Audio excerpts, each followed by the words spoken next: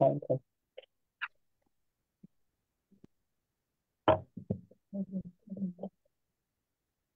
কৃষ্ণ। হরে কৃষ্ণ। সকল বৈষ্ণবের চরণে আমার প্রণাম। ভালো আছেন সবাই নিশ্চয়ই? ধন্যবাদ জয়েন করার জন্য আজকের এই ভাগবতম ক্লাসে। আম, আমরা প্রথম স্কন্ধে 13 নম্বর অধ্যায় আছি। আজকে আমরা 25 নম্বর শ্লোক থেকে পড়বো। তো শুরুতেই জয় রাধা মাধব এবং মঙ্গলাচরণ দিয়ে শুরু করব। রীতা মাতাজি আজকে পড়ে শোনাবে। মাতাজি, আপনি শুরু করুন। হরে কৃষ্ণ। অজ্ঞানতিমিরান্ধস্য জয় রাধা জ্ঞানাঞ্জন মাধব দিয়ে, জয় রাধা মাধব করো নাকি? আমি জয় মাধব, জয় কুঞ্জ বিহারী, জয় রাধা মাধব, জয় কুঞ্জ বিহারী, গোপীজন বল্লভ, জয় বরধারী, জয় রাধা মাধব, জয় কুঞ্জ বিহারী, যশোদানন্দন ব্রজ জনরঞ্জন, যশোদানন্দন ব্রজ জনরঞ্জন, যমুনা বনচারী, জয় রাধা মাধব, জয় কুঞ্জ বিহারী। হরে কৃষ্ণ মাতাজি। অজ্ঞানতিমিরান্ধস্য জ্ঞানাঞ্জন শলাকয়া চক্ষুরুন্মীলিতং যেন তস্मै শ্রী গুরুবে নমঃ। নমঃ। বন্দে অহং শ্রী গুরু নিশ্চয়ই। শ্রীযুত পদকমলং। মাতাজি, শ্রী গুরু মাতাজি। একটু আচ্ছা, আমি করে দিচ্ছি আজকে তাহলে। হ্যাঁ। ওম অজ্ঞান তিমিরান্ধস্য জ্ঞানাঞ্জন শলাকায় চক্ষুর্মিলিতং येन তস্मै শ্রী গুরুবে নমঃ। শ্রী চৈতন্য মনোভীষ্টং স্থাপিতং যেন ভূতলে স্বয়ং রূপ কদা মह्यं দদাতি স্বপদান্তিকং। বন্দে অহং শ্রী গুরু শ্রীযুতপদকমলং। শ্রী গুরু বৈষ্ণবাংশ শ্রী রূপং সাগ্রজাতং সহগণ রঘুনাথান্বিতং তং সজীবং সাদ্বৈতং সাবধূতং পরিজন সহিতং কৃষ্ণ চৈতন্য দেবং শ্রী রাধা কৃষ্ণ পাদান সহগণ ললিতা শ্রী বিশাখান্বিতাংশ নময়ং বিষ্ণুপাদায় কৃষ্ণপ্রস্থায় ভূতলে শ্রীমতে ভক্তিবেদান্ত স্বামিনীতি নামিনে নমস্তে সরস্বতী দেবে গৌরবাণী প্রচারিণে নির্বিশেষ শূন্যবাদী পশ্যতে শতারিণে। জয় শ্রী কৃষ্ণ চৈতন্য প্রভু নিত্যানন্দ শ্রী অদ্বৈত গদাধর শ্রীবাসাদি গৌর ভক্তবৃন্দ। হরে কৃষ্ণ কৃষ্ণ কৃষ্ণ হরে হরে, হরে রাম রাম রাম হরে হরে। নারায়ণং নমস্কৃত্যং নরং চৈব নরোত্তমং দেবীং সরস্বতীং ব্যাসং ততো জয়মুদীরয়ে শ্রীমন্तं সকথা কৃষ্ণ পুণ্যশ্রবণ কীর্তন হৃদয়ন্তস্থ হি অভদ্রাণি বিধুনতি সুরিসতাম নষ্টপ্রায়েষু অভদ্রেষু নিত্যং ভগবত সেবয়া ভগবতীর উত্তম শ্লোকে ভক্তির্ভবতি নৈষ্ঠিকী। ওম নমো ভগবতে বাসুদেবায়। ওম নমো ভগবতে বাসুদেবায়। ওম নমো ভগবতে বাসুদেবায়। শ্রীমদ্ ভাগবতম কি জয়, শিল প্রভুপাদ কি জয়, নিতাই গৌর প্রেমানন্দে হরি হরি বল। অর্চনা মাতাজি, রত্নগর মাতাজি কি জয়েন করবে? একটু আপনি যদি দেখতেন।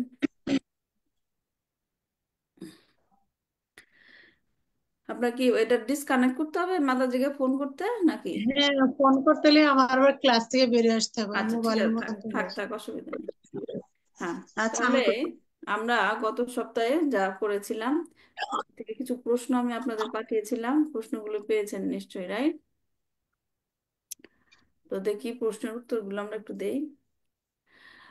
প্রথম প্রশ্নটা ছিল, 23 নম্বর শ্লোকে জীবদের মধ্যে প্রবল এক ইচ্ছার কথা বলা হয়েছিল, সেটি কি? কেউ বেঁচে বলতে থাকার পারছেন? বেঁচে থাকার বেঁচে থাকার, কে বলছেন? ইচ্ছা। হ্যাঁ, ঈশ্বরী বেঁচে, মাতাজি। হ্যাঁ, 23 নম্বর শ্লোকে বলা হয়েছিল বেঁচে থাকার প্রবল ইচ্ছা। হ্যাঁ, জানতো সবাই, জানে, সবাই জানে যে আমাদের এই শরীর একদিন ছাড়তে হবে, মৃত্যু হবে, কিন্তু তারপরও বেঁচে থাকার প্রবল ইচ্ছার কথা বলা হয়েছিল। তারপর 23 নম্বর শ্লোকের তাৎপর্য শিল প্রভুপাদ সাধু ব্যক্তির দায়িত্বের কথা তুলে ধরেছেন। কি সেই দায়িত্ব ছিল? হরে কৃষ্ণ মাতাজি, আমি বলি। হ্যাঁ বলেন। সাধুর কাজই হচ্ছে ধৃতরাষ্ট্র এবং ধৃতরাষ্ট্রের মতো অন্ধ মানুষদের জাগিয়ে তোলা এবং তাদের ভগবত ধামে ফিরে যেতে সহায়তা করা। যে ধামে জীবন হলো নিত্য শাশ্বত, সেখানে একবার গেলে দুঃখ দুর্দশাপূর্ণ এই জড়জগতে কেউ আর ফিরে আসতে চায় না। এই হচ্ছে সাধুদের কাজ, না? যারা নাকি জ্ঞানটা নাই তাদেরকে জ্ঞান দিয়ে তাদেরকে হেল্প করা ভগবত ধামে ফিরে যাওয়ার জন্য। ধন্যবাদ মাতাজি। 3 নম্বর হচ্ছে, একজন সাধুর হৃদয় মাখনের মতো নরম, আর কথাগুলো হচ্ছে ক্ষুরের মতো কঠিন। হুম, এই কথাটার মানে কি? উদাহরণ দিয়ে বুঝিয়ে বলুন, কথাটার মানে কি? এই কথাটার মানে হচ্ছে রীতা, সাধুদের হৃদয়। রীতা মাতাজি পেয়েছেন উত্তরটা?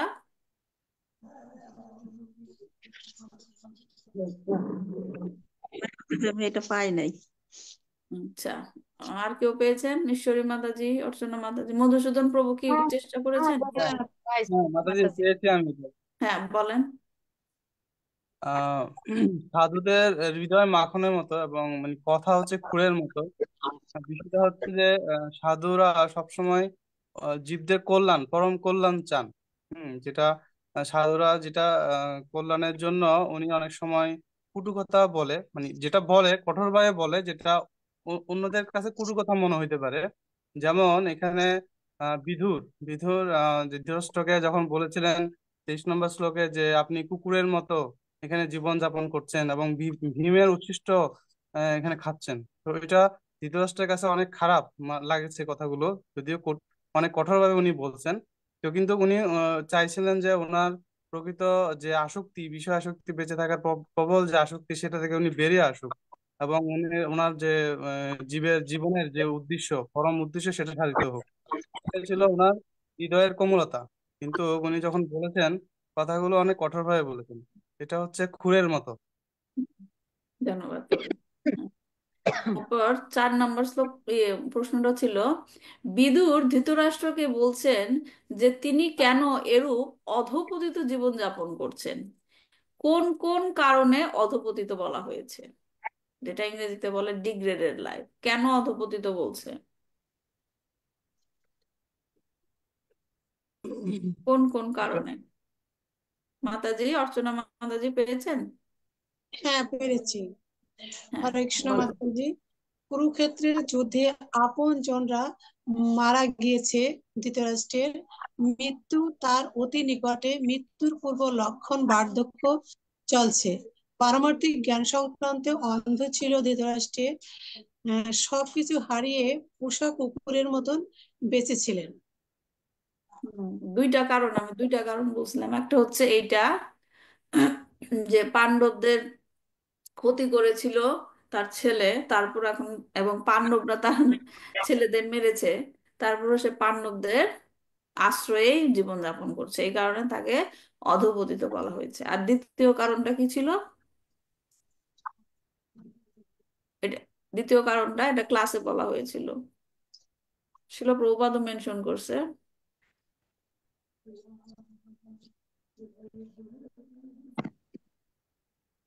কারো মনে নাই? মাতাজি মাতাজি এটুক, কৃষ্ণ হ্যাঁ মাতাজি। যে মানে আহ প্রতিকূলতার মধ্যেও উনি কি বেঁচে থাকার জন্য মানে আকাঙ্ক্ষা করছিলেন, এটা কি হ্যাঁ পরবর্তী হ্যাঁ, কারণ? সেটা বুঝতে পারছি, কিন্তু এক্সাক্ট পয়েন্টটা বলছে প্রভুপাদ। রীতা মাতাজি আপনি পেয়েছেন? রীতা মাতাজি বলতে চাইছিলেন। আচ্ছা, সেটা হচ্ছে বর্ণাশ্রম ধর্ম, যেটা উম, ভগবান শ্রীকৃষ্ণ ভগবদ গীতাতে উল্লেখ করেছেন, যেটা নাকি আহ কি বলে, ব্রহ্মচর্য, গার্হস্থ্য, বানপ্রস্থ এবং সন্ন্যাস, হ্যাঁ, সেটা উল্লেখ করেছিল। কিন্তু ধৃতরাষ্ট্র কি সেটা ফলো না করে, যেটা বানপ্রস্থর উদ্দেশ্যটা কি? বানপ্রস্থ হচ্ছে গার্হস্থ্য জীবনে ছিল, তারপর তার বানপ্রস্থ লাইফে গিয়ে কি করতে হবে? ভগবানের খোঁজ করতে হবে, রাইট?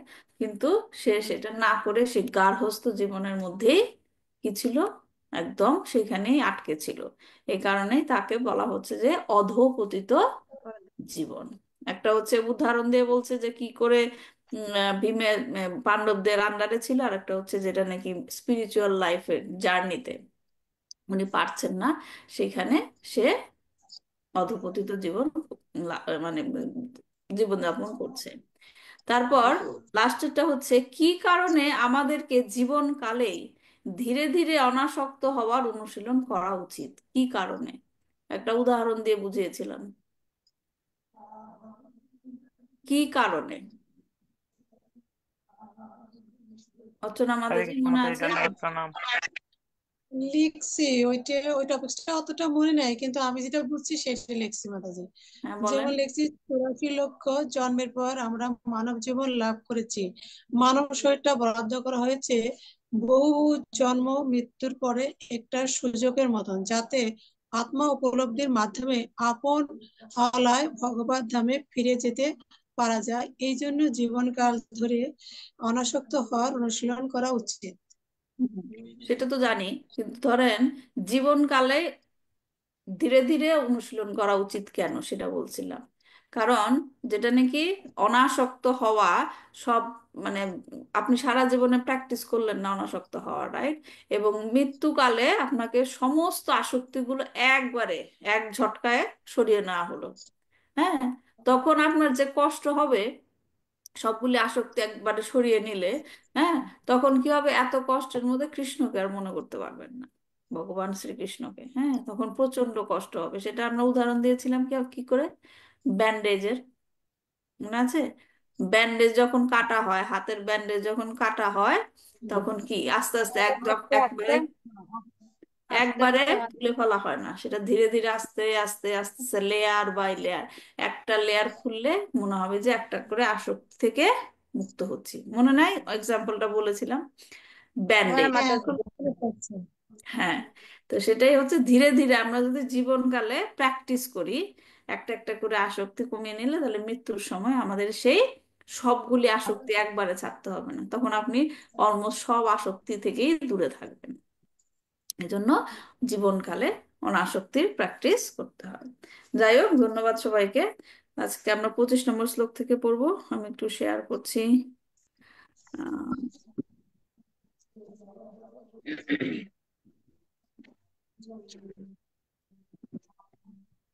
দেখা যাচ্ছে মাতাজি? হ্যাঁ, হ্যাঁ দেখা মাতাজি, যাচ্ছে। ধন্যবাদ। আচ্ছা, 25 নম্বর শ্লোক থেকে শুরু করবো। তস্যাপি তব দেহ হয়ং কৃপণস্য জিজীবিষ পরৈতানিচ্ছত জীর্ণ জড়য়াবাশসীব। তস্যাপি তব দেহ হয়ং কৃপণস্য জিজীবিষ পরৈতানিচ্ছত জীর্ণ জড়য়াবাশসীব। তস্যাপি তব দেহ হয়ং কৃপণস্য জিজীবিষ পরত্যানিচ্ছত দীর্ণ জড়য়া বাসসীব। অঞ্জনা মাতাজি পড়েন।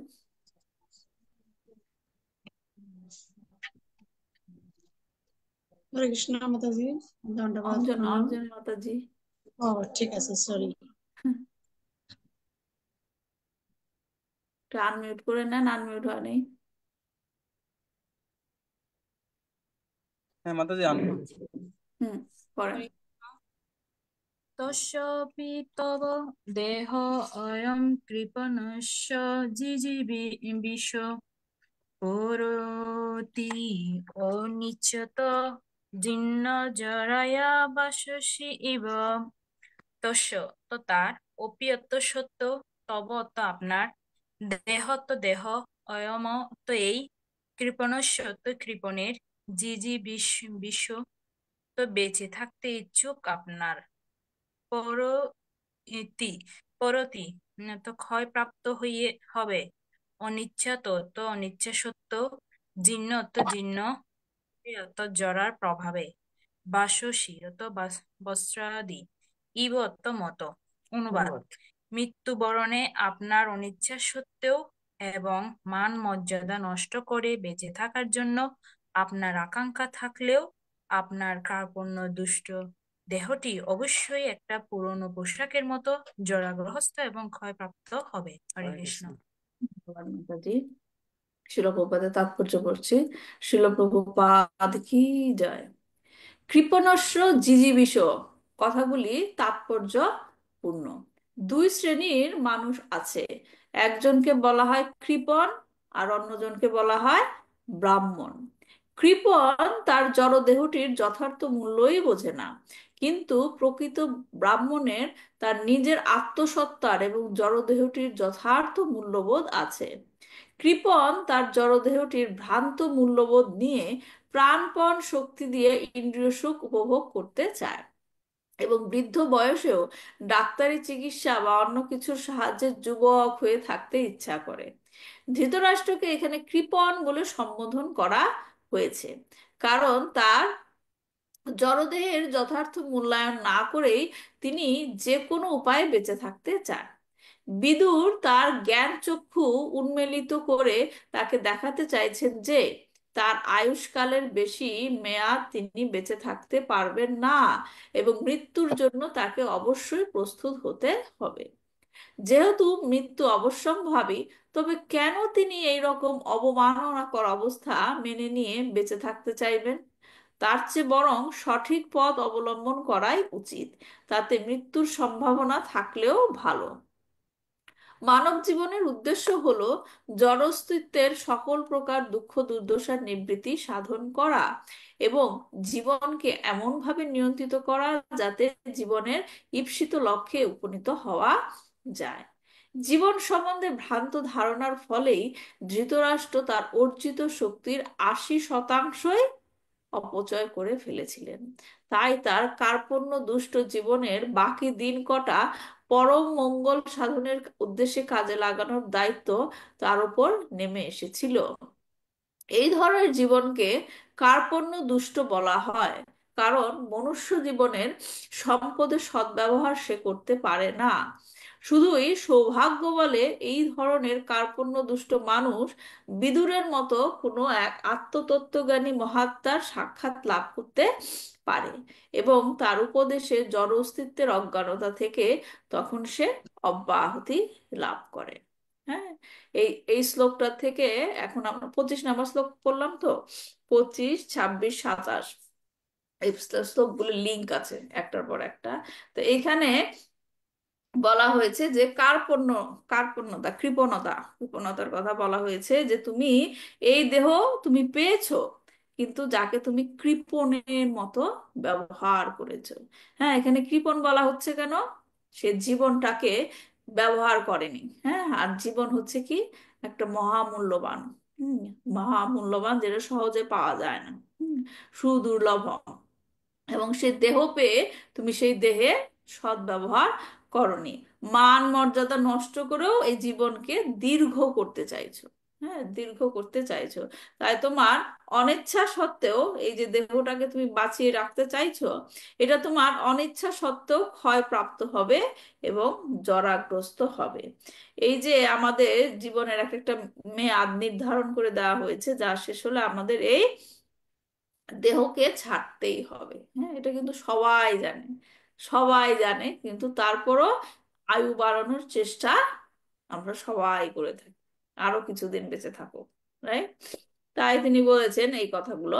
তো আরেকটা কি কথা, যে আমরা কোনো না কোনো ভাবে আয়ু বাড়ালেও, হ্যাঁ, এখন আমি যদি এই কথাটা বলি যে হ্যাঁ মৃত্যু হবে, তার মানে ডাক্তারের কাছে চিকিৎসা নিতে যাওয়ার দরকার কি? মৃত্যু তো হবেই। ডাক্তারের কাছে চিকিৎসা নিতে যাই কেন? যে কোনো শরীর রোগ হলে যাতে রোগটা সারে কিছুদিন বেঁচে থাকা যায়, রাইট? কিন্তু সেটা কি করা তাহলে ঠিক না? অবশ্যই করা ঠিক, কিন্তু সেই যে আপনি লাইফ এক্সটেন্ড করছেন, সেটাকে কি হবে? কাজে লাগাতে হবে, রাইট? কাজে লাগাতে হবে। আপনি চিকিৎসা করে ভালো হলেন, 6 মাস আরো বেশি বাঁচলেন, কিন্তু সেই মানব জীবনটাকে খালি উপভোগই করলেন, রাইট? মানব জীবনের যে উদ্দেশ্য সেটা আপনি করলেন না, তাহলে ওই 6 মাস বাড়িয়ে লাভটা কি? রাইট? এটাই হচ্ছে পয়েন্ট, যে আমরা সে অতিরিক্ত সময়টাকে জীবনের যে সর্বোচ্চ পরিপূর্ণতা, হ্যাঁ, ভক্তিমূলক সেবা করার কাজে আমরা ব্যবহার করি না। করি কি কারণে? কারণে ইউজ করি আমরা? আমাদের ক্ষুদ্র ইন্দ্রিয় তৃপ্তির কারণে, এটা রাইট? ক্ষুদ্র ইন্দ্রিয় তৃপ্তির কারণে। তো এই যে মেন্টালিটি, হ্যাঁ, মেন্টালিটিটাকে কি বলা হচ্ছে এখানে? কৃপণতা। কৃপণতা। হ্যাঁ, কারণ আমরা সবচেয়ে মূল্যবান এই মানব জীবনটাকে আমরা সঠিকভাবে ব্যবহার করতে পারছি না। কৃপণ ব্যক্তিরা জীবনের জড় ধারণায় পরিবার, সমাজ, দেশ ইত্যাদির প্রতি অত্যধিক স্নেহশীল হয়ে তাদের সময় নষ্ট করে। হ্যাঁ, একজন প্রায়ই পারিবারিক জীবনে যুক্ত থাকে, হ্যাঁ, যেমন স্ত্রী, সন্তান, পরিবার পরিজন, হ্যাঁ, এদের নিয়ে যুক্ত থাকার ফলে সময়টা ওইভাবেই চলে যায়। এবং শিল প্রভুপাদ এটাকে বলেছেন কি? স্কিন ডিজিজ, চর্মরোগ। কারণ চর্মের রিলেশনশিপের ভিত্তিতেই আমরা এরকম রোগে পরিণত, রোগান্বিত হই। তো কৃপণ মনে করেন আমরা যখন ফ্যামিলির সাথে টু মাচ অ্যাটাচ থাকি, তখন আমরা কি মনে করি? যে তার পরিবারের সদস্যদের তিনি মৃত্যুর হাত থেকে রক্ষা করবেন, আমি না থাকলে কি হবে, রাইট? অথবা তার মনে করেন যে আমি যখন বুড়ো হয়ে যাব, আমি যখন জরাগ্রস্ত হব, রোগগ্রস্ত হব, এই পরিবারের সদস্যরাই আমাকে বাঁচাতে পারবেন। এই ধারণাটা কি ঠিক? আমি আরেকজনকে বাঁচাবো বা অন্য আরেকজন আমাকে বাঁচিয়ে রাখবে, এই ধারণাটা কি ঠিক? না। আপাত দৃষ্টিতে মনে হচ্ছে তারাই আমাকে বাঁচাচ্ছে, হ্যাঁ, আর মনে হচ্ছে যে আমি তাদের বাঁচাচ্ছি, কিন্তু প্রকৃতপক্ষে কে প্রোটেক্টরটা? কে? ভগবান শ্রীকৃষ্ণ। ভগবান শ্রীকৃষ্ণ, রাইট? তো এই ধরনের পারিবারিক সংযুক্তি এবং এরকম যে পারিবারিক অ্যাটাচমেন্ট, এটা আমরা নিম্ন শ্রেণীর প্রাণীদের মধ্যেও দেখতে পারি। হ্যাঁ, তো গীতাতে আমরা দেখেছি এরকম কথা। গীতাতে কে বলেছে এই কথা? কৃপণতার কথা? গীতাতে কৃপণতার কথা কে বলেছে? হরে কৃষ্ণ মাতাজি, অর্জুন বলছিলেন। অর্জুন বলেছে। মনে আছে কোন অধ্যায়ে? দ্বিতীয় অধ্যায়ের 7 নং শ্লোকে। দ্বিতীয়। দ্বিতীয় অধ্যায়ে 7 নম্বর শ্লোকে বলেছেন যে উম, তিনি নিজেও বুঝতে পারছিলেন, হ্যাঁ, কারণ কৃষ্ণ অর্জুন হচ্ছেন জ্ঞানী, রাইট? তিনি নিজেও বুঝতে পারছিলেন যে সে কোনো ডিসিশন নিতে পারছিলেন না। কি কারণে? যে সে দুই রকম ধর্ম সংকটে পড়ে গিয়েছিল, রাইট? যে আমি যদি আহ ক্ষত্রিয় ধর্ম ঠিক রাখি, তাহলে কি হবে? আমার ওই কৌরবদের মারতে হবে, রাইট? আর আমি যদি কুল ধর্ম রক্ষা করতে চাই, কুল ধর্ম রক্ষা করতে চাই, তাহলে কি হবে? আমার যে পাণ্ডবরা যারা আমার উপর নির্ভর করে আছে, হ্যাঁ, যারা শত অত্যাচার সহ্য করে আমার উপর নির্ভর করে আছে, কি তাদের প্রতি আমার কি হবে? অবিচার করা হবে, রাইট? এরকম ধর্ম সংকটে, দুই রকম ধর্ম সংকটে সে পড়েছেন। হ্যাঁ, তখন তিনি কি করলেন? বুঝতে পারলেন যে আমি এই যে আমার মধ্যে এই দ্বিধাগুলো চলে এসেছে, সেটার মূল কারণ কোনটা? দিবা কেমন আছিস বোন? আমাদের ওই বলে এই তো অর্জুন বুঝতে পেরেছিলেন তার মধ্যে যে দ্বিধাগুলো এসেছে, এটা কি কারণে? মাতাজি, অর্চনা মাতাজি। মানে যখন উনি কুরুক্ষেত্র মাঠে যুদ্ধ না না, করার জন্য প্রস্তুতি মেইন নিলেন, কথাটা বলেন তখন কি কারণে? সবাই ওনার আপনজন, কিন্তু ওই আপনজনদের দেখে তখন যুদ্ধ না করার অনীহা প্রকাশ করলেন। হ্যাঁ, তো তখন মেইন ভগবান কারণটা কি হলো? মানে সে যুদ্ধ করবে না, যুদ্ধ হ্যাঁ, করে মেইন, আমার কি লাভ হবে, সে বনে যে বাস করাও না না, অনেক সেটা স্বভাব। বুঝতে পারছি, কিন্তু মেইন কারণটা কি? কিসের উপর ভিত্তি করে তার এরকম দ্বিধান্বিত হয়ে গেছে প্রভুজি? তার তার আত্মীয় স্বজনের প্রতি আসক্তি ছিল। বিষয়াসক্তির প্রতি মোহ, যেটা মানে আত্মীয় স্বজনদের প্রতি মোহ, যেটা স্কিন ডিজিট মানে বললেন যে তার মানে চর্মরোগ। সে এই কথাটা বললেন। শরীরের সাথে সম্পর্ককে কি করেছিল? প্রায়োরিটি দিয়েছিল। আয়ুর্বেদিক। হ্যাঁ, তো সেটা তিনি বুঝতে পেরেছিলেন, এবং সে প্রায়োরিটি দেওয়ার কারণে তার যে মানব শরীরটা সে ধারণ করেছে, কি উদ্দেশ্যে ধারণ করেছে, সেটা সে কি করলো? কাজে লাগাতে পারছে না। এই কারণে সে বলছেন যে কার্পণ্য দোষ পহত স্বভাব পৃচ্ছামি ধর্ম ত্বম ধর্ম সংমূঢ়া চেতা ইয়াচ্ছেহ নিশ্চিতম গৃহীতান্মে শিষ্যস্তেহাম সাধি মামতাম প্রপন্নাম। মানে কার্পণ্য দোষের কারণে আমি আমার দায়িত্ব সম্পর্কে এখন বিভ্রান্ত এবং কৃপণ দুর্বলতার কারণে সংযম হারিয়ে ফেলেছি। হুম, বুঝতে পারছিল তার সমস্যাটা কি। এই অবস্থায় কৃপা করে তুমি আমাকে নিশ্চিত করে বলো যে আমার এখন কি করণীয়।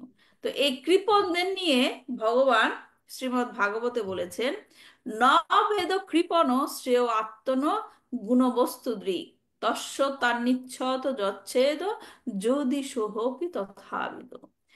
যারা জড় সম্পদকে সবকিছু বলে মনে করে অথবা তাদের জীবনের পরম লক্ষ্য বলে মনে করে, হ্যাঁ, তাদেরকেই বলা হয় কৃপণ।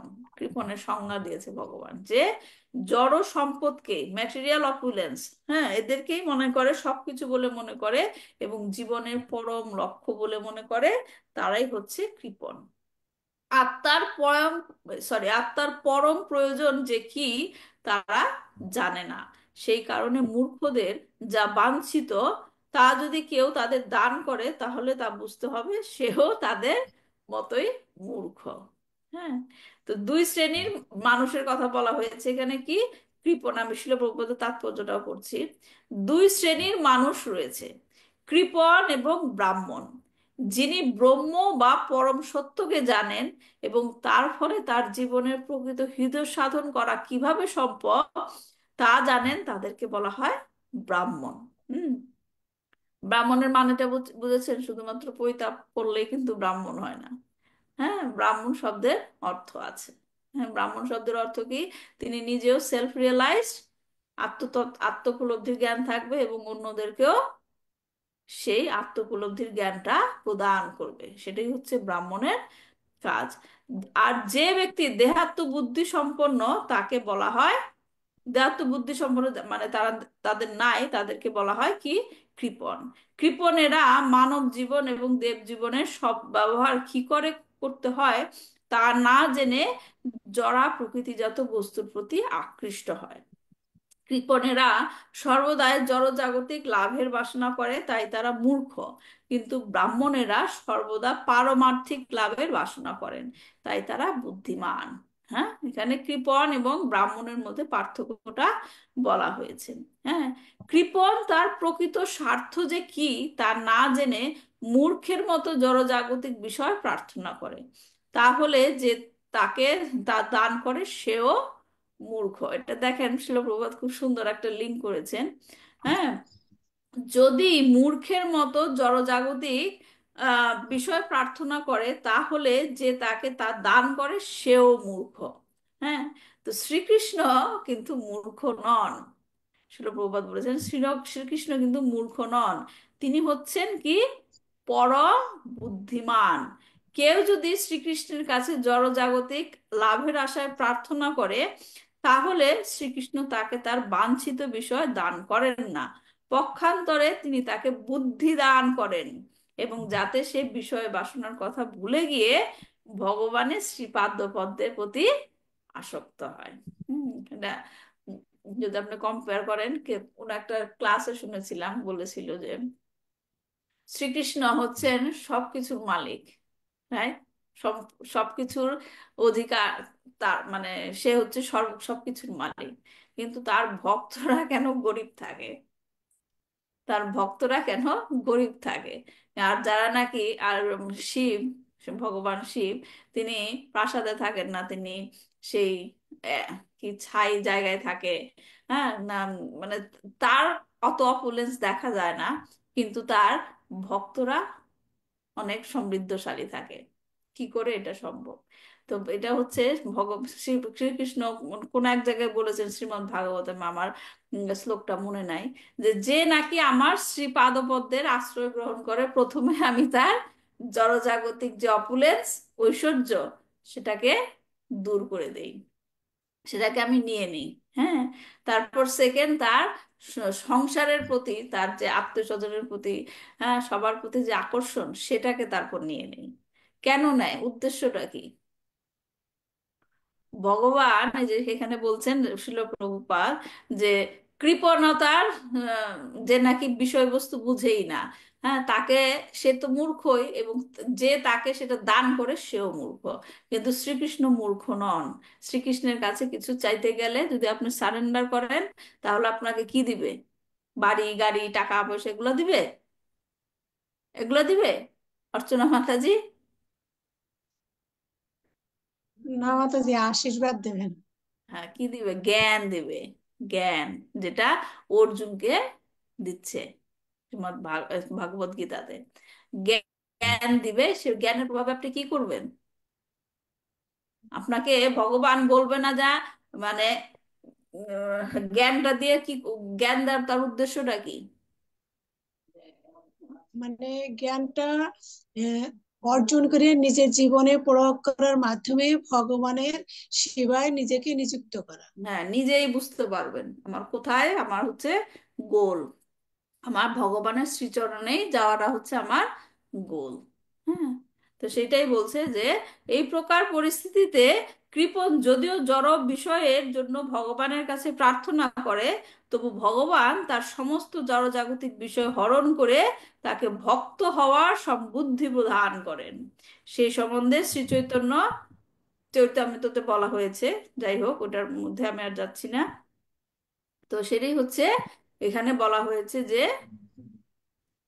আহ কৃপণ এবং ইসের মধ্যে ব্রাহ্মণের মধ্যে পার্থক্য। যে কৃপণ কি করে, তার দেহের যে মানব জীবনের যে উদ্দেশ্য সেটাকে সে বুঝতে পারে না, সে কি থাকে, জড় জগতের প্রতি আকৃষ্ট থাকে। এবং ব্রাহ্মণ হচ্ছে কি, আত্ম উপলব্ধি বুঝতে পারে এবং আত্ম উপলব্ধি করতে পারে এবং অন্যকেও সেটা সাহায্য করে। তো এখানে ধৃতরাষ্ট্রের কথা, ধৃতরাষ্ট্রকে সে ইনডাইরেক্টলি, বিদুর ইনডাইরেক্টলি কি বলছে, কার্পণ, হ্যাঁ, কৃপণ, যে কৃপণের মতো এভাবে বেঁচে থাকা লাভ কি? আপনার কার্পণ্য দুষ্ট দেহটি অবশ্যই একটি পুরানো পোশাকের মতো জরাগ্রস্ত এবং ক্ষয়প্রাপ্ত হবে। আপনি যতই চেষ্টা করুন সেটাকে আপনার ত্যাগ করতে হবেই। তারপর এখানে গেল কৃপণের কথা বললো বিদুর এই শ্লোকে। 26 নম্বর শ্লোকে দেখি কি বলছে। গত স্বার্থমিমং দেহং বিরক্ত মুক্ত বন্ধন অবিজ্ঞাত গতির জাহাজ সবই ধীর উধারিত। গত স্বার্থমিমং দেহং বিরক্ত মুক্ত বন্ধন অবিজ্ঞাত গতির জাহাজ সবই ধীর উদারিত। রীতা মাতা যে আছেন পরের হরে কৃষ্ণ মাতাজি। 26 নম্বর। গত স্বার্থমেয় দেহং বিরক্ত মুক্ত বন্ধন অবিজ্ঞাত গতি যাহা সবৈধীর উদার্ত। গত অর্থ যথাযথ সদ্ব্যবহার না করে ইমম এই দেহম জড়দেহ বিরক্ত আসক্তি শূন্য মুক্ত মুক্ত বন্ধন সকল দায় দায়িত্ব থেকে অবিজ্ঞাত গতি অজ্ঞাত পরিণাম জহাদ দেহ ত্যাগ করে সেই ব্যক্তি ধীর অবিচলিত উদ্ধত বলা হয়। অনুবাদ: তাকেই ধীর বলা হয় যিনি কোনো অজ্ঞাত দূর দেশে চলে যান এবং সমস্ত দায়িত্ব থেকে মুক্ত হয়ে জড় দেহটি যখন অব্যবহার্য হয়ে পড়ে তখন তা ত্যাগ করেন। হরে কৃষ্ণ মাতাজি। ধন্যবাদ মাতাজি। তাৎপর্য পড়ছি। মহান ভক্ত এবং গৌড়ীয় বৈষ্ণব সম্প্রদায়ের আচার্য শ্রীল নরোত্তম দাস ঠাকুর গেয়েছেন, হরি হরি বিফলে জনম গোয়াইনু মনুষ্য জনম পাইয়া রাধা কৃষ্ণ না ভজিয়া জানিয়া শুনিয়া বিষ খাইনু। অর্থাৎ পরমেশ্বর ভগবানের উদ্দেশ্যে ভক্তিমূলক সেবা নিবেদনের উপযোগী জ্ঞান চর্চা করার উদ্দেশ্যেই মানব দেহটি বিশেষভাবে নির্দিষ্ট হয়েছে। সেই উদ্দেশ্যে এটি নিয়োজিত না হলে জীবন মাত্রই উদ্বেগ উৎকণ্ঠা এবং নানা রকম দুঃখ দুর্দশায় পরিপূর্ণ হয়ে ওঠে। অতএব এই ধরনের সংস্কৃতিপূর্ণ কার্যকলাপের চর্চা অনুশীলন না করে জীবনটাকে যে নষ্ট করে ফেলেছে, তাকে বন্ধু বান্ধব এবং আত্মীয় স্বজনের অজ্ঞাতসারে গৃহত্যাগ করতে পরামর্শ দেওয়া হয়েছে, এবং সেইভাবে সংসার, পরিবারবর্গ, সমাজ, দেশ প্রভৃতির সবকিছু দায় দায়িত্ব থেকে মুক্ত হয়ে কোনো এক অজ্ঞাত স্থানে দেহত্যাগ করতে তাকে উপদেশ দেওয়া হয়েছে, যাতে অন্যেরা কেউ জানতে না পারে কোথায় এবং কিভাবে সে মৃত্যুবরণ করেছে। ধীর মানে অবিচলিত, যথেষ্ট প্ররোচনা সত্ত্বেও যিনি বিচলিত হন না। স্ত্রী সন্তানাদির সাথে স্নেহ ভালোবাসার সম্পর্ক থাকার ফলে মানুষ তার সুখ স্বাচ্ছন্দ্যময় পারিবারিক জীবনধারা ত্যাগ করতে পারে না। সংসার পরিবারের প্রতি এই ধরনের অহেতুক স্নেহ মমতার দ্বারা আত্মোপলব্ধি প্রতিবন্ধকতা সৃষ্টি হয়ে থাকে, এবং কেউ যদি এই ধরনের সম্পর্ক একেবারেই ভুলে যেতে পারে, তবে তাকে বলা হয় অবিচল অর্থাৎ ধীর। এরা অবশ্য হতাশাগ্রস্ত জীবনধারা থেকে উদ্ভূত ত্যাগ বৈরাগ্যের পথ। তবে ওই ধরনের ত্যাগ বৈরাগ্যের স্থিতিশীলতা সম্ভবপর হয় একমাত্র যথার্থ সাধুসন্ত এবং আত্মজ্ঞান সম্পন্ন মহাত্মাদের সঙ্গ সান্নিধ্যেরই মাধ্যমে, যার ফলে মানুষ পরমেশ্বর ভগবানের প্রেমময়ী ভক্তি সেবার চর্চায় নিয়োজিত হয়ে যেতে পারে। সেবা ভাবের অপ্রাকৃত পারমার্থিক অনুভূতি জাগিয়ে তোলার সাহায্যেই পরমেশ্বর ভগবানের শ্রীচরণ পদ্মে আন্তরিক আত্মসমর্পণ সম্ভব হয়। পরমেশ্বর ভগবানের শুদ্ধ ভক্তদের সাথে সঙ্গ সান্নিধ্যের মাধ্যমে তা সার্থক হয়ে ওঠে। ধৃতরাষ্ট্র ছিলেন যথেষ্ট ভাগ্যবান যে এমন একটি ভাইকে তিনি পেয়েছিলেন, যার সঙ্গ সান্নিধ্যই এই হতাশাচ্ছন্ন জীবনে হয়ে উঠেছিল মুক্তির পথে সন্ধান। হ্যাঁ, লাস্টের লাইনটা দেখেন, এখানে বলা হচ্ছে যে ধৃতরাষ্ট্র ভাগ্যবান, তার তার নিজের ভাই ছিল এরকম একজন সাধু। হ্যাঁ, কিন্তু সে সেই সুযোগটা নিতে পারেনি।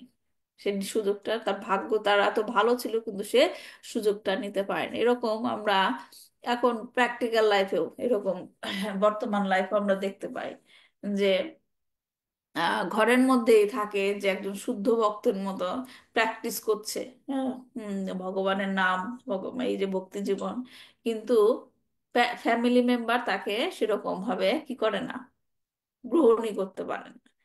তো সেরকম যে তাদের যে এত আম, সুযোগগুলা যে কৃষ্ণ দেয়, সেই সুযোগটা অনেকে গ্রহণই করতে পারে না।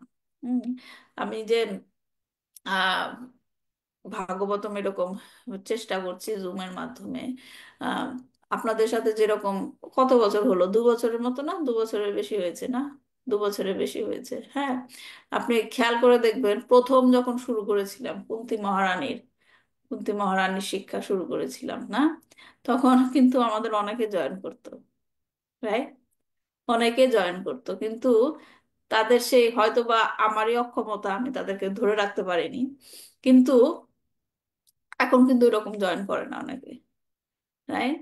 সেরকম যে সুযোগ কিন্তু ভগবান সবাইকে দেয়, মানে ভগবানের কথা শোনার, কিন্তু অনেকে সেই আহ সুযোগটা গ্রহণ করতে পারে না, ধরে রাখতে পারে না।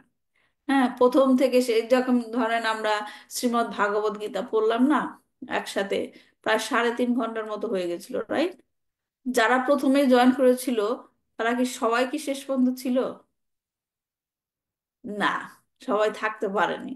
এই যে সুযোগগুলো দেওয়া হয়, কিন্তু আপনি কিন্তু কাউকে জোর করে নিয়ে বসতে পারেন না, এটা নিজের মধ্যে আকর্ষণ থাকতে হবে, কৃষ্ণ কৃপা পেতে হবে। হ্যাঁ, তো সেটাই আর কি, যে আমি মাঝে মাঝে দেখি, আমি যখন প্রচার করি, করার চেষ্টা করি, তখন দেখি যে ভগবান সুযোগ কিভাবে দেয়, সবাইকে সমান সুযোগ দেয়। হ্যাঁ, কিন্তু সবাই কি বলে না, ইংরেজিতে বলে বা বাংলায় বলে যেটা, অন্যান্য বহমান যেটা চলছে সেখানেই স্রোতে গা ভাসিয়ে চলে। হ্যাঁ, এই যে সুযোগগুলা, ধরেন আপনি 10টা মিনিট যদি আপনি ভগবত গীতা পাঠ করেন, লাইফ থেকে কি খুব বেশি কিছু নষ্ট হয়ে যায়? হয় না। কিন্তু অনেকে দেখা যায় প্রথমে প্রথমে খুব উৎসাহ, খুব সুন্দর শুরু করে, হ্যাঁ, কিন্তু ধরে রাখতে পারে না। মনে হয় যে নিয়ে বসবো 10 মিনিটই, তখন তাদের কাছে মনে হয় 10 মিনিট পড়বো, রাইট? 24 ঘন্টার মধ্যে তখন 10 মিনিটই মনে হয় 10 মিনিট পড়বো। তো সেটাই আর কি, যে ভগবান যে কতভাবে আমাদেরকে সুযোগ দেয় তার কাছে ফিরে যাওয়ার জন্য, কিন্তু আমরা ঠিক হতভাগা যেটা বলে, দুর্ভাগ্য আমাদের, আমরা সেটা ধরে রাখতে পারি না। যাই হোক, এখানে যেটা, তাহলে প্রথম শ্লোকে আমরা পড়লাম যেখানে বিদুর কৃপণতার কথা বলছে, কৃপণ ব্যক্তি। রাইট? এই 3টা শ্লোক একটু লিঙ্ক আছে, একটু খেয়াল করবেন তাহলে বুঝতে পারবেন। আর এইখানে বিদুর কাদের কথা বলছে? ধীর ব্যক্তি। রাইট মাতাজি? ধীর ব্যক্তির কথা বলা হচ্ছে। বলছে যে গাতা স্বার্থাম ইমাম দেহাম, এই মানব যে জীবনের যথাযথ সদ্ব্যবহার না করে, মানে এই শরীরটাকে আত্মোপলব্ধির জন্য ব্যবহার না করে ইন্দ্রিয় তৃপ্তির জন্য ব্যবহার করে, একসময় কি হয় তাদের? বিরক্ত মুক্তা বন্ধনা। হুম। তখন কি হয়? সকল আসক্তি শূন্য হয়ে সকল বন্ধন মুক্ত হয়, ফ্রাস্ট্রেটেড লাইফ। হ্যাঁ, এই লাইফে এত কিছু করলাম, সবার জন্য কিছু করলাম, এখন আমাকে কেউ কিছু পাত্তা দেয় না বা আমার কথা শুনে না, এরকম একটা বিরক্তিকর ভাব যখন শুরু হয়, তখন কি হয়? আবিঘ্নাতা গাতির জায়াত। তখন কি করে? সব কিছু ছেড়ে ছেড়ে দিয়ে, মনে হয় না মাঝে মাঝে সংসারে আমাদের এরকম, যে সংসার সবকিছু ছেড়ে ছেড়ে দিয়ে যে কোথাও জন্য যেতে পারতাম, খুব শান্তি হতো। মনে হয় না? আমার মনে হয়, অনেক মনে হয়। যে সবকিছু ছেড়ে ছেড়ে দিয়ে যদি কোনো এক জায়গায় যেতে পারতাম। হ্যাঁ। তো সেটাই বলছে, তখন কি হয়? অজ্ঞাত দেশে বাস করে এবং শরীর যখন অকেজো হয়, পরে তা ত্যাগ করতেও তার কোনো দ্বিধা হয় না। সাবই ধীরা উদারহিতা, সেই রূপ ব্যক্তিকে কি বলে? ধীর বলে। ধীর বলে। তো 25 নম্বর শ্লোকে বিদুর ধৃতরাষ্ট্রকে কৃপণ বলে ডাকলো, এবং এই শ্লোকে তাকে বলছেন তুমি ধীর হও, তুমি ধীর হও। শিল প্রভুপাদ তার তাৎপর্য বলেছেন যে সংসার পরিবারের প্রতি অহৈতুকী বন্ধন আত্মোপলব্ধির পথে বাধা হয়ে উঠতে পারে। হ্যাঁ। কেন এখানে অহৈতুকী বলা হচ্ছে? আমরা বলি যে ভক্তি হতে হবে অহৈতুকী ভক্তি, রাইট? অহৈতুকী, অপ্রতিহতা। কিন্তু এখানে বলা হচ্ছে যে পরিবারের বন্ধনটা হচ্ছে অহৈতুকী। এই দুইটা জিনিসের মধ্যে অহৈতুকী মানেটা কি? কে বলতে পারবেন? আমরা যখন বলি যে ভক্তি প্র্যাকটিস করতে হবে, সেটা হতে হবে অহৈতুকী ভক্তি। আর এখানে বলা হচ্ছে যে পরিবারের যে বন্ধন সেটা হচ্ছে অহৈতুকী বন্ধন। মানে কি দুইটার মধ্যে? মাঝে পরিবারের যে বন্ধন, সেখানে কোনো আশা রাখা যাবে না। মানে কারো কাছ থেকে কোনো এক্সপেকটেশন নিয়ে আমি কোনো কিছু করতে পারবো না পরিবারে। আর ভগবানের কাছে যখন আমরা অহেতুকী ভক্তি, তখন ভক্তির মধ্যে কোনো হেতু বা কারণ নিয়ে আমি ভক্তি পথে আগানো যাবে না। বা ভগবানের কাছে যখন ভক্তি বা প্রেম করবে, সেখানে কোনো কারণ রাখা যাবে না, শর্ত রাখা যাবে না। হুম। পরিবারের যে বন্ধনটা সেটা একটু মিনিংটা অন্যরকম।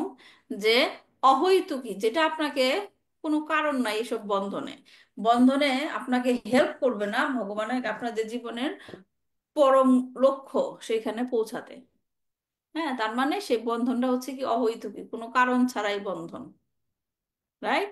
কিন্তু ভগবানের সেবার জন্য যখন আপনি করবেন অহৈতুকী বন্ধন, সেটা হচ্ছে কি, যেটা আপনি বললেন, কোন রকম কারণ ছাড়াই ভগবানের সাথে সংযোগ। রাইট? অহৈতুকী, অপ্রতিহতা যেটা বলা হয়েছে। তো গার্হস্থ্য আশ্রমে থাকলে পরিবারের সদস্যদের প্রতি একটা অ্যাটাচমেন্ট হবেই, রাইট? আমরা এখানে সবাই এখানে গার্হস্থ্যরা আছি, কিন্তু সেটার মধ্যে মূল কারণটা হতে হবে কি? আমরা যে গার্হস্থ্যতে আছি, গার্হস্থ্যতে আছি, আমাদের পরিবারের সবার মধ্যে একটা অ্যাটাচমেন্ট থাকবেই, কিন্তু সেখানে কারণটা কি থাকতে হবে? যেটা ভক্তিবিনোদ ঠাকুর বলেছিলেন, এর আগে আমি একটা ভজন বলেছিলাম, যে সংসারে সবার প্রতি আপনার একটা অ্যাটাচমেন্ট থাকবে, সবার প্রতি আপনার একটা সেবা থাকবে, কিন্তু সেটার কি কারণ থাকবে? যে এরা সবাই হচ্ছে কৃষ্ণের সন্তান। হ্যাঁ, এটা সবাই হচ্ছে কৃষ্ণের সন্তান, এদের যত্ন নেওয়া আমার কর্তব্য। হ্যাঁ, এটাও হচ্ছে এক ধরনের বৈষ্ণব সেবা। হ্যাঁ, এই যে প্রভুজির মধুসূদন প্রভুর ফ্যামিলিতে আপনি যখন আপনার বাবাকে সেবা করবেন, হুম। আপনার দুইটা জিনিস কাজ করবে, রাইট? যে আমি আমার বাবাকে সেবা করছি, এবং বাবা হচ্ছে কি একজন পরম বৈষ্ণব, রাইট? এবং তাই আমি একদম বৈষ্ণব সেবাও করছি। হ্যাঁ। আবার ধরেন আপনার ফ্যামিলিতে নতুন কোনো অতিথি আসবে, বা আপনার সন্তান আসবে, তখন আপনার টেক কেয়ার করতে হবে কি করে? যে আমি কৃষ্ণের আশীর্বাদে একটা সোল পেয়েছি, এখন আমার এই সোলকে কি হেল্প করতে হবে, সে যে বন্ধনের কারণে এখানে আবার ফিরে এসেছে, তাকে আবার কৃষ্ণের কাছে ফিরিয়ে দিতে। হ্যাঁ, এবং জন্ম থেকেই আমি তাকে কৃষ্ণ স- ভাবনামৃততে রাখবো। সেই ক্ষেত্রে আপনার কি হবে? আপনি আপনার পিতৃধর্ম যেটা পালন করবেন, এবং সেই সাথে সাথে কৃষ্ণের আরেকটা সন্তানকেও হেল্প করবেন কৃষ্ণের কাছে পৌঁছে দিতে। তাহলে এই ধরনের আপনি একটা অ্যাটাচমেন্ট ফিল করবেন, রাইট? কিন্তু অ্যাটাচমেন্টটা কি? কৃষ্ণ ভাবনামৃত, রাইট? সেটা হচ্ছে কৃষ্ণ ভাবনামৃত। তো এইখানে আপনার একটা কারণ আছে, যে আপনি একটা বন্ধন, আপনার বাবার সাথে একটা বন্ধন, আপনার সন্তানের সাথে আপনার একটা বন্ধন, সেটা কি একটা কারণ আছে? কি কারণ? কৃষ্ণের কাছে তাদের পৌঁছে দেওয়া। তো সেইখানে কিন্তু যদি আপনার এই কারণটা কৃষ্ণের সম্বন্ধ না হয়, তখন সেটা কি হবে? অহৈতুকী, অহৈতুকী পরিবারের বন্ধন। কোনো কারণ নাই, কোনো একটা আমি ভ্যালুয়েবল কোনো কারণ নাই, রাইট? বোঝা যাচ্ছে জিনিসটা? অহৈতুকী পরিবারের বন্ধন। হ্যাঁ, যেটা ভক্তিবিনোদ ঠাকুর বলেছেন, এই সংসারে যে মা বাবা ভাই বন্ধু স্ত্রী পুত্র কন্যা কোনো কিছুই আমার নয়, এরা সবাই তোমার দাস দাসী, এবং তোমার সাথে সম্পর্কিত বলেই আমি তাদের যত্ন নেওয়ার চেষ্টা করছি। এই বাড়ি ধন ঘর সম্পদ সবই তোমার, আমি কেবল রক্ষক হয়ে তাদের সেবা করছি। আমি ভালো করছি না মন্দ করছি আমি জানি না, যা করছি কেবলমাত্র তোমার সেবা বলেই মনে করেই করছি। আমি নিজের সুখের জন্য কিছু করছি না, তোমার সেবা করতে পারছি, এতেই আমার সুখ। এটা হচ্ছে ভক্তি বিনোদ ঠাকুর বলেছেন। তো এতে করে নিজে যেমন কৃষ্ণের দিকে এগিয়ে যেতে পারবেন, এবং সেই সাথে সাথে অন্যকেও সাহায্য করতে পারবেন কৃষ্ণের দিকে এগিয়ে। এইটাই হচ্ছে কারণ, এইটাই কারণ হওয়া উচিত গার্হস্থ্য ধর্ম পালন করার। আর যদি এই কারণ ছাড়া শুধুমাত্র নিজের ইন্দ্রিয় তৃপ্তির জন্য সংসার করা হয়, তখন সেটা বলা হচ্ছে কি, অর্চনা মাতাজি? অহৈতুকী, রাইট? সেটাকে বলা হচ্ছে অহৈতুকী, এবং এতে করে তা কি করবে? আত্মোপলব্ধির পথে প্রতিবন্ধকতা সৃষ্টি করবে। তো এইখানে যে বলা হচ্ছে শরীর অব্যবহৃত হয়ে পড়ে, এর মানে কি? এখানে বলা হয়েছে না, জড় দেহটি যখন অব্যবহার্য হয়ে পড়ে, তখন তা ত্যাগ করেন। শরীর অব্যবহার্য মানেটা কি বলেন? মানে অব্যবহার মানে যখন শারীরিকভাবে কোনো ক্ষমতা থাকে না, ভগবানের নাম নেওয়ারও কোনো শক্তি থাকে না, সেটাই হচ্ছে অব্যবহারযোগ্য শরীর বলা হয়েছে। মানে স্বাভাবিক কার্যকর্ম, যেটা নাকি শরীরের, যে হাতের কাজ, পায়ের কাজ, চোখের কাজ, নাকের কাজ, যেগুলো নাকি সুষ্ঠুভাবে করা যাচ্ছে না, তখন সেটা কি বলা হয়? অব্যবহৃত, যেটাকে ব্যবহার করা যায় না। তাহলে যখন ব্যবহারযোগ্য হয়, তখন শরীরটাকে সঠিকভাবে ব্যবহার করার উপায় কি? যেটা নাকি এখানে তাৎপর্যে শিল প্রভুপাদ নরোত্তম দাস ঠাকুরের ভজনটা উল্লেখ করেছেন। আমরা ভজনটা পুরাটা পড়ছি।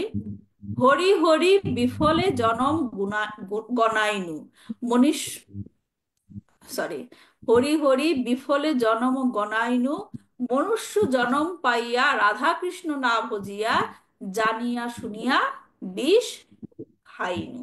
হ্যাঁ, কি বলা হচ্ছে? যে হরি হরি বিফলে জনম গনাইনু, আমার জীবনটা কি বিফলেই শেষ করে ফেললাম।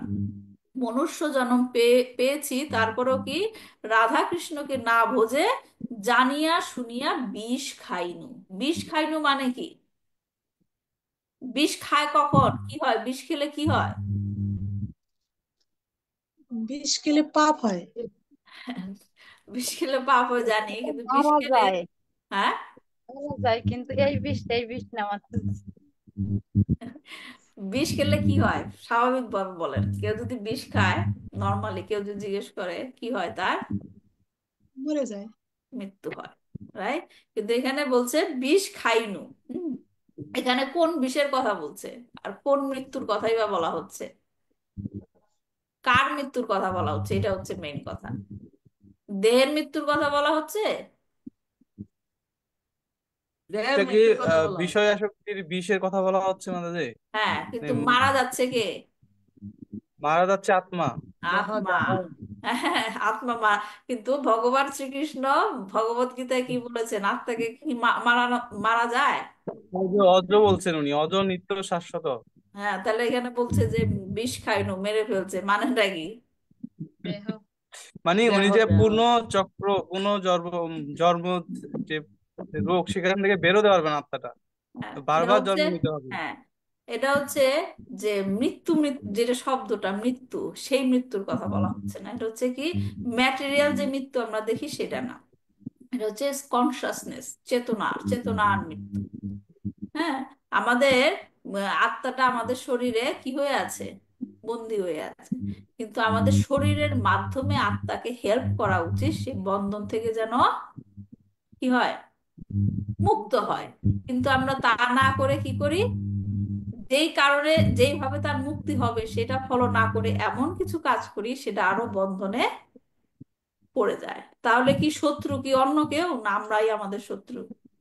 আমরাই আমাদের শত্রু। আমরাই আমাদের আমরাই শত্রু। আমাদের শত্রু, আমাদের নিজের আত্মাকেই আমরা কি করছি? হেল্প করছি না। কি করছি না। সেটাকেই বলা হয় যে স্পিরিচুয়াল কনসাসনেস এর মৃত্যু, আত্মার যে মৃত্যু, সেটা বলা হচ্ছে স্পিরিচুয়াল। এটা হচ্ছে ঈশোপনিষদের 3 নম্বর মন্ত্রে বলা হয়েছে, killer of the soul. Killer of the soul, আত্মাহা। হুম, তো সেটাই বলছে যে বিষ খাইনু, বিষ খাইলে মৃত্যু হবে। সে মৃত্যু কার মৃত্যু? দেহের মৃত্যু না, আত্মার মৃত্যুর কথা বলা হয়েছে। হ্যাঁ, তো সেখান থেকে মুক্ত পাওয়ার উপায় কি?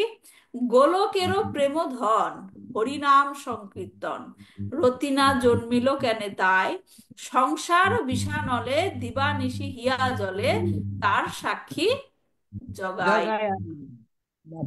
যে গানটা মনে মুখস্থ, ভজনটা, হ্যাঁ, তার সাক্ষী জগায় মাথায়। তাহলে কি হলো? গোলকের প্রেমধন, হরিনাম সংকীর্তন।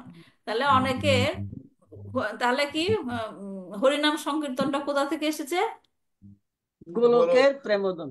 গোলকের প্রেমধন, তার মানে কি, গোলক হচ্ছে এটার্নাল, শাশ্বত, রাইট? এবং হরিনাম সংকীর্তনটাও কি শাশ্বত, সেইখান থেকে এসেছে। তাহলে অনেকে যে বলে যে শিল প্রভুপাদ হরে কৃষ্ণ মহামন্ত্র নিয়ে এসেছে, তিনি তিনি প্রচার করেছে, এটা কি সত্যি কথা? না না, উনি তো মহামন্ত্র নিয়ে এসেছে কে? চৈতন্য চৈতন্য মহাপ্রভু। মহাপ্রভু। চৈতন্য মহাপ্রভু, এবং সে কোথা থেকে নিয়ে এসেছে? গোলকের গোলক। গোলক গোলক, বৃন্দাবন থেকে।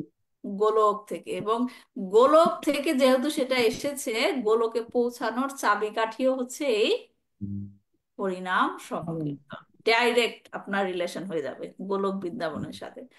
এই গোলকের প্রেমধন হরিনাম সংকীর্তন, রতিনা জন্মিল কেনে তাই, আমার সারা জীবন কেটে গেল এই হরিনাম সংকীর্তনে, আমার রতি জমলো না, মানে আমার কোনো কনসেন্ট্রেশনই হলো না। সংসার বিষানলে দিবানিশি হিয়া জলে, সংসারের বিষেই আমি মারা গেলাম। এই বিষের যে আগুন, দিবানিশি হিয়া জলে, এই সেই বিষে দেখেন, সেই বিষের এফেক্টও আছে, যে আমার দিবানিশি হিয়া জলে, হৃদয় শুধু সেই বিষের এফেক্টে জ্বলে যাচ্ছে, কিন্তু তারপর আমরা জেনে শুনে সে বিষ খাই, জেনে শুনে সেই বিষ খাচ্ছি। তার সাক্ষী জগায় মাধায়। হ্যাঁ, তারপর কি বলছে? ব্রজেন্দ্র নন্দন যেই শচীসুত হইল সেই, বলরাম হইল নিতাই, দীনহীন যত ছিল হরি নামে উদ্ধারিল। সরি, আমার মনে হয় এখানে ভুল হয়েছে। সংসার বিষানলে দিবানিশি হিয়া জলে, জুড়াইতে না কইনু উপায়। হুম, ব্রজেন্দ্র নন্দন যেই শচীসুত হইল সেই, বলরাম হইল নিতাই। যেটা একটু আগে বললাম, গোলক থেকে হরিনাম সংকীর্তন কে নিয়ে এসেছে? ব্রজেন্দ্র নন্দন যেই শচীসুত হইল সেই। ব্রজেন্দ্র নন্দন কে? চৈতন্য ব্রজেন্দ্র নন্দন মহাপ্রভু। কে? চৈতন্য মহাপ্রভু। চৈতন্য হ্যাঁ, মহাপ্রভু। ব্রজেন্দ্র নন্দন কে? আচ্ছা, শ্রীকৃষ্ণ। শ্রীকৃষ্ণ। ব্রজেন্দ্র নন্দন যেই শচীসুত হইল সেই, শ্রীকৃষ্ণই শচীসুত হইল কি? সচী মাতার ছেলে। ছেলে বলরাম হইল নিতাই। নিতাই। শ্রীকৃষ্ণের সাথে থাকে কে? বলরাম। বলরাম। বলরাম। সে বলরাম হইল কি? নিতাই। তার মানে গৌর নিতাই। দীনহীন যত ছিল হরি নামে উদ্ধারিল, তার সাক্ষী জগাই জগাই মাদাই। মাধাই। জগায়। হ্যাঁ, তারপর কি বললো? হাহা প্রভু নন্দসুত বৃষভানু সুতাযুত, করুণা করহ এবার, নরোত্তম দাস কয় না ঠেলিহ রাঙা পায়, তোমা বিনে কে আছে আমায়। কি সুন্দর সারেন্ডার, রাইট? সমর্পণ। যে নরোত্তম দাসে কয় না ঠেলিহ রাঙা পায়, তোমার সেই রাঙাচরণ থেকে আমাকে দূরে সরিও না, রাঙাচরণ থেকে। তোমা বিনে কে আছে আমার। কি সুন্দর রিয়েলাইজেশন, রাইট? কেউ কেউ আপনার সাথে থাকবে না। এই চারিপাশে এত কিছু দেখছেন, কেউ থাকবে না। তোমা বিনে কে আছে আমার, তুমি ছাড়া আমার কেউ নেই, তুমি ছাড়া আমার কেউ নেই। তো এটাই হচ্ছে যে হরি হরি বিফলে জনম গুমাইলু। সে নরোত্তম দাস ঠাকুর এত বড় আচার্য, তারপরও তিনি বলছেন যে তার জনমটা কি গেল? বিফলেই গেল, কারণ সে সুন্দর মতো সেই হরিনাম করতে পারছেন না। হ্যাঁ, হরি হরি বিফলে জনম গোয়াইনু, রাধা কৃষ্ণ না ভজিয়া, জানিয়া শুনিয়া বিষ খাই। তো এখানে যেটা নাকি এই শ্লোকে বলা হলো কি, ধীর হতে বলা হলো। ধৃতরাষ্ট্রকে ধীর হতে বলা হলো। ধীর কারা? ধীর কারা? যারা নাকি অজ্ঞাত দূর দেশে চলে যান এবং সমস্ত দায়িত্ব থেকে মুক্ত হয়ে যান, কিন্তু জড় দেহটি অব্যবহার্য হয়ে গেলে তা ত্যাগ করতে পারেন। কিন্তু একটা জিনিসের ল্যাগ আছে, যেটা আমরা পরবর্তী শ্লোকে পড়বো, এবং সেটাই হচ্ছে রিকমেন্ডেড। তাহলে 25 নম্বর শ্লোকে তাকে কৃপণ বলা হলো, 26 নম্বর শ্লোকে তাকে ধীর হতে বলা হলো, এবং এর থেকেও যে উপরে যে লেভেলটা, সেটা আমরা 27 নম্বর শ্লোকে পড়বো। ঠিক আছে? কারো কোনো প্রশ্ন আছে?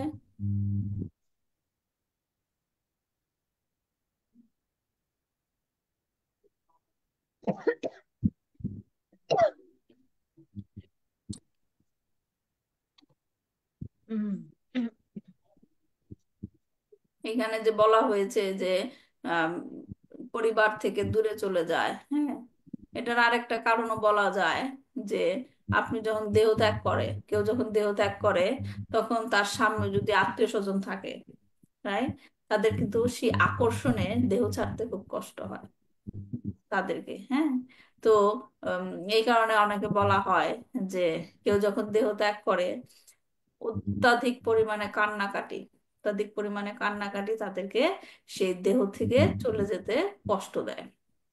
রাইট? এখানে আমরা অনেক ডিভোটির এরকম দেখি যে তারা এরকম অ্যারেঞ্জমেন্টই করে রাখে, তাদের যখন মৃত্যু হবে তারা কোনো পরিবারের সদস্যদের কাছে রাখে না। হ্যাঁ, এরা একদম পূর্ণ সমর্পিত তারা, যে তারা এমন ভাবে তাদের এন্ড পয়েন্টটা রাখে যাতে কোনো রকম বন্ধন তাদেরকে কৃষ্ণের কাছে যেতে বাধা দেয়। হুম, কিন্তু আমাদের লেভেলটা তো এরকম হয়নি, এর জন্য প্র্যাকটিস করা দরকার, প্র্যাকটিস করতে হবে। টু মাচ আসক্তি সবসময়ই দুঃখের কারণ হয়। টু মাচ আসক্তি। হুম, আসক্তি যেমন তাদের প্রতি, তাদের আমার ছাড়া কেউ নাই এবং তাদের ছাড়া আমার কেউ নাই। হ্যাঁ, এই জিনিসটাই হচ্ছে মানুষের ক্ষতি করে। হ্যাঁ, জরাগ্রস্ত হয়ে যায়, জরাগ্রস্ত করলে পরও খালি শরীর ছেড়ে যাবে। সেই শরীর ছেড়ে যাওয়ার পর সে কোথায় যাবে সেই দিকে প্রিপারেশন না করে আমার শরীরের কি হলো, হ্যাঁ, আমার শরীরের কি হলো, আর কিছুদিন যদি বেঁচে থাকা যায়, রাইট, সেই রকম চেষ্টাই আমরা কি করি, সদা সর্বদা ব্যস্ত থাকি। তো সেটাই আমরা একটা ভালো অধ্যায় পড়ছি এই শ্রীমদ্ ভাগবতের, যেটা বিদুর ধৃতরাষ্ট্রের মাধ্যমে আমাদের সবাইকে সেই জ্ঞানটা দিচ্ছে, রাইট? আত্ম উপলব্ধির যে জ্ঞান। ঠিক আছে, তাহলে আজকে এই পর্যন্তই। কারো কোনো প্রশ্ন না থাকলে রাখছি এখানে। দেখা হবে আবার নেক্সট উইকে 27 নম্বর শ্লোক নিয়ে। আহ ভালো থাকবেন সবাই। বাঞ্ছাকল্পতরুভ্যশ্চ কৃপা সিন্ধুভ্যেব চ পতিতানাং পাবনেভ্যো বৈষ্ণবেভ্যো নমো নমঃ। শ্রীমদ্ ভাগবতম কি জয়, শিল প্রভুপাদ কি জয়, নিতাই গৌর প্রেমানন্দে হরি হরি।